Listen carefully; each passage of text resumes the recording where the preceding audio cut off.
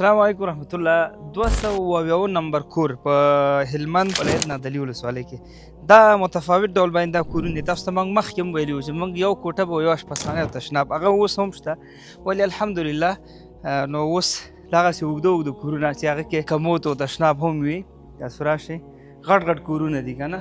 وګوره پوره یو تشناب یې فکر وکړئ د اشپزخانې اندازه دی، صحیح ده. ورسره 2 کوټې ښایسته غټ دهلیز.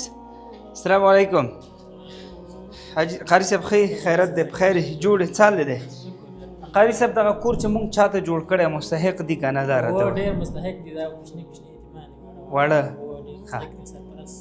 سرپرست هم څوک نشته او سرپناه هم نه وه یا نه وه.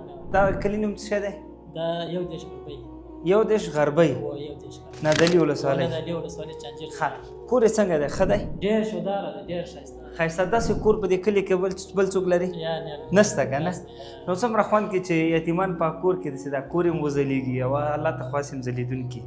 نو الله تعالی دې تاسو ته اجر درکړي، کومک همکاري خو به کوې، ستاسو خپلوان دي، الله دې اجر درکړي. دا قاري صاحب خپله بیچاره ویل چیر باندې دی، نو هغې سره هم کومک یې ماشاءالله ډېر تکړه سړی دی، الله دې ځوانۍ کې برکت در واچي او الله تعالی دې ستاسو دا تکلیف دا مشکلات حل کړي او الله دې د دې بدله شته انشاءالله اجر شته، صحیح ده.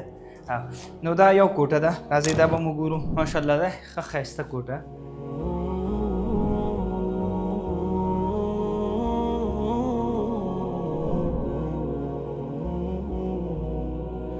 او دې خواته بله کوټه ده، دا بله کوټه سوه.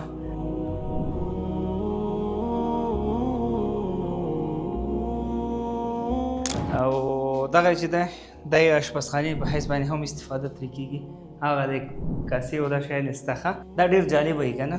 ته وګوره په ده هم خواري شوې ده ښه، دا په لاس جوړېږي، ساده نه کېږي او دې بیا د اوبه یخې ساتي او رښتیا اوبه هم یخې دي. او بله مهمه موضوع دا د ورونو چې مخکې هر ویډیو کې کېدای شي زموږ تاسو اورېدلي یا لیدلي وي چې دغه کوم جاري صدقه یا کوم کارونه موږ کوو دا یوازې نه کېږي، دې کې باید موږ او تاسو ټول سره یو ځای شو، بل ته لاس ورکړو تر څو پورې افغانستان ډېر په زرهاو بې سرپناه یتیمان او کونډې معیوبین بې سرپناه وي، حتی هغې د اوسېدو ځای نه وي. دغسې چې کله موږ د یتیمان ته کور جوړو دا د هغې تره نه یا د هغې نیکه نه دا ځمکه موږ هغې ته اخلو، خط ترې اخلو، بیا هغه خط موږ یتیم ته ورکو او یو کاپي موږ سره هم وي تر څو پورې یتیمان د خپل ملکیت صاحبان شي. نو دا ډېره غټه خبر ده. الحمدلله ځای سرپناه یې وشي، کور یې وشي، د هغې هغه تربیت و هغه ماشاءالله ډېر زموږ الحمدلله افغانان ډېر تکړه دي، نیکه یې ترونه تربیت هم په اکثره ځای کې په غاړه اخلي. نو دا ډېر خوند کوي. قیامت په ورځ اکثره زه دا وایم چې یو انسان به خپل د اعمالو نه خبر هم نه وي، ویرېږي به چې خپل رب ته به څنګه مخامخ کېږم. خو په دنیا کې که داسې یو جاري صدقه یې کړي، یتیم ته سرپناه مثلا پولچک یا مسجد یا همدارنګه ښوونځی یا بل داسې عام المنفعه ځای یې جوړ کړی په دې نیت باندې چې الله ماته اجر راکوي، نو د په عملنامه کې هلته لیکل کېږي. بیا هغه ځای کې موږ ته دا په کار راځي.